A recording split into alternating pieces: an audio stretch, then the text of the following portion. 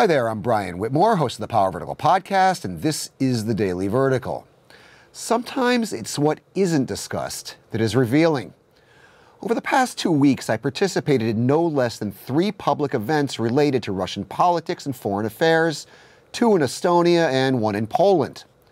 There was a lot of lively and heated debate and discussion about things like Moscow's military and geopolitical strategy, about machinations within the Kremlin power elite, and, of course, about the poisoning of former Russian spy Sergei Skripal in the United Kingdom. But here's the thing. The one thing that was hardly discussed at all was that ritual scheduled for March 18th.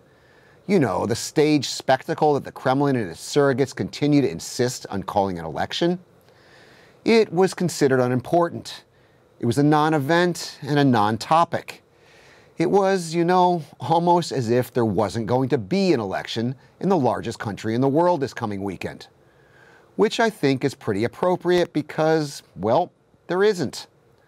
Leonid Brezhnev, after all, was elected Secretary General of the Soviet Communist Party, the functional equivalent of today's Russian president, 4 times in the 1960s, 70s, and 80s.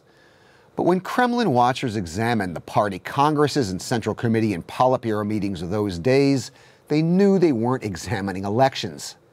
Instead, they were examining the liturgy and rites of a decaying ritual. They were looking for signs and signals of where a moribund regime, ruled by an ossifying elite, were headed. Which is exactly how we should be approaching March 18th. But we shouldn't call it an election.